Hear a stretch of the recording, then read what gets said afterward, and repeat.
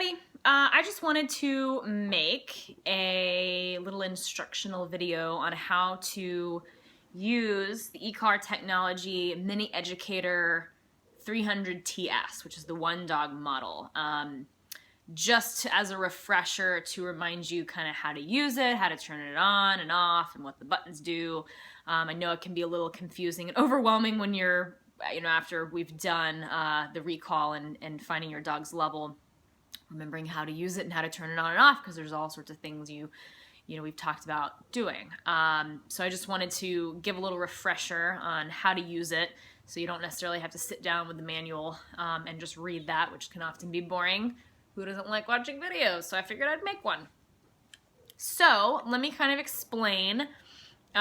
We've got the remote here and then the receiver, sans collar. I just took the collar off for ease of explaining things so it wouldn't get in the way. Again, the receiver goes on the side of your dog's neck like this. Don't really want it here or there. It's a little bit more comfortable here. There's more skin, more surface area here. So I'll explain this here in a second because they turn on and off separately.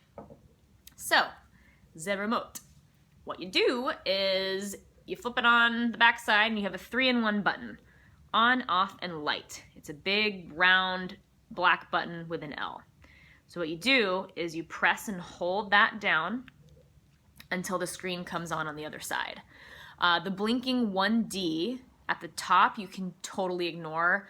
That basically is just telling you you have a one-dog model. On the two-dog model, there's different features, so you do need to pay attention to what mode it's in. But for this model in particular, the 300TS one dog, you can totally ignore it.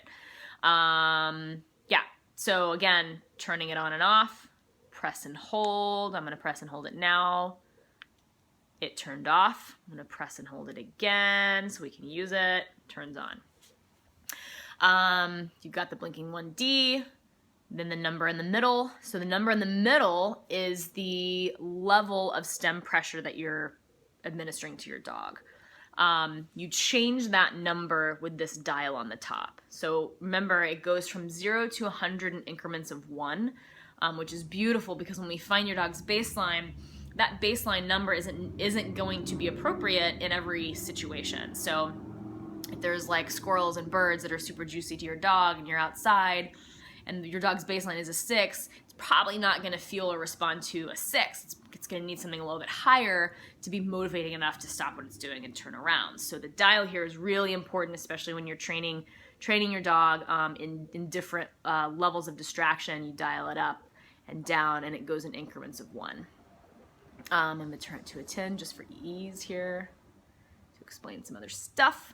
So the way that you provide that stem pressure, whatever the number on the screen says, is with this black S button. So on this side, you've got the black S and the red S. Black S is the main button that you're pressing. And this, when you press this, whatever number you see here on the display is the level of stem pressure you're giving your dog. The boost button is this red S, which is kind of like your oh crap button.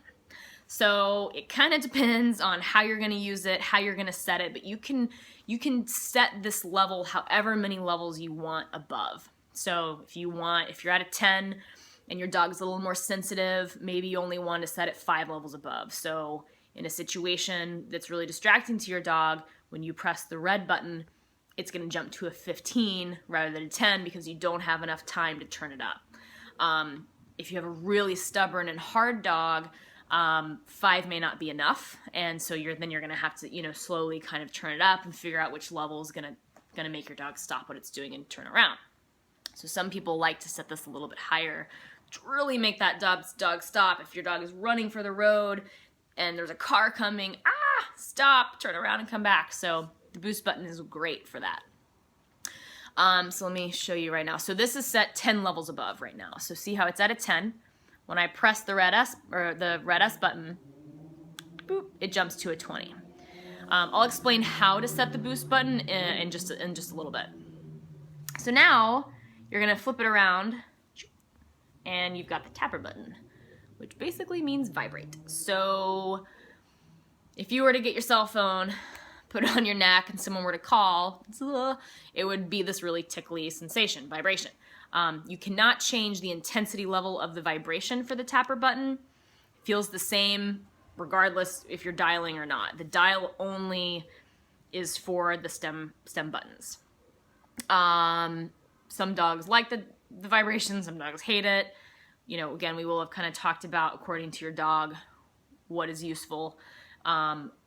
It should never really necessarily be used in lieu of the stem buttons, because it may not be enough of a firm conversation to be motivating for your dog to come back. So in the house it may work, because it may be a little startling enough to be like, oh, I need to stop what I'm doing and pay attention. But cue, you know, an entire zoo, your dog is going to be super into that, and this may not be enough to get him to stop and turn around and come back, which is where you have that working range, those varying levels that you can adjust and apply the stem pressure for.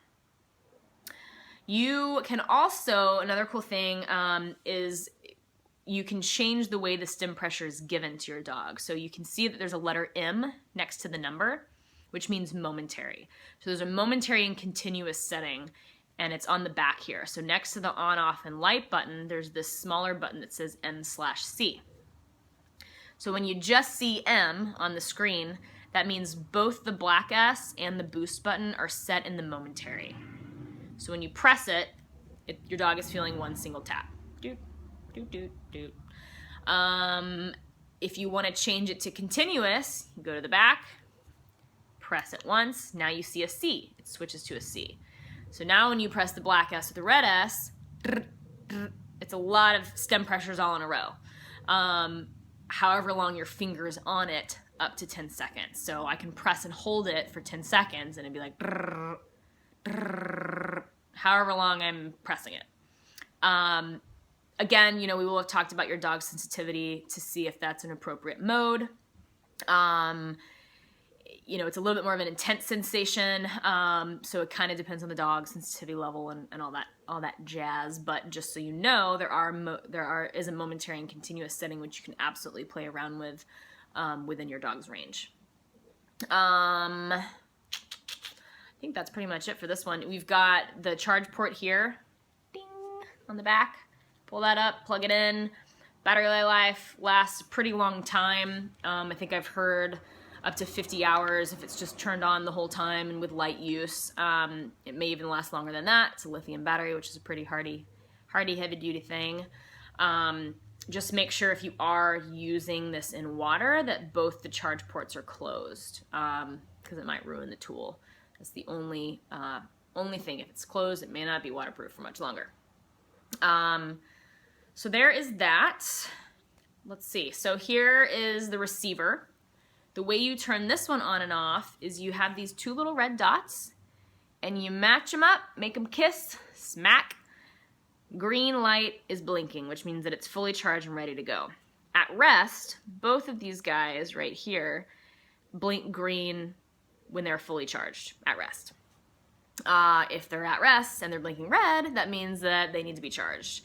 So I would just charge it every night, just like you do your cell phone, so you're not in a pickle the next day when you're like, oh God, my dog is running into the road and the battery gave out. So just charge it every day or every other day, depending on how much you use it.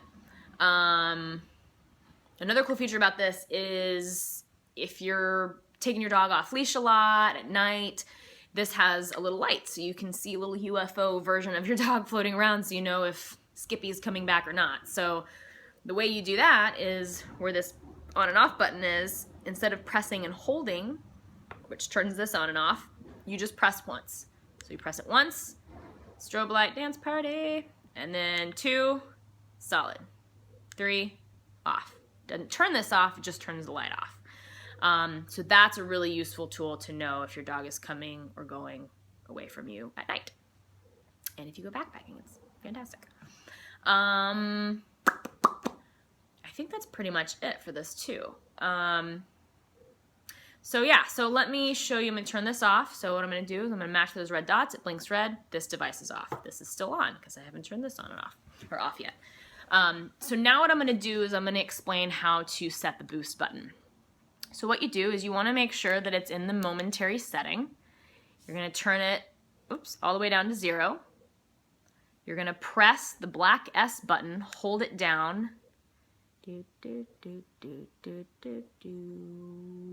Okay, blinks, turns to a 1, which means now you can set it. So instead of 10 levels above, say I have a really sensitive dog, 5 levels above is enough. So I'm going to turn it to 5 by using the dial.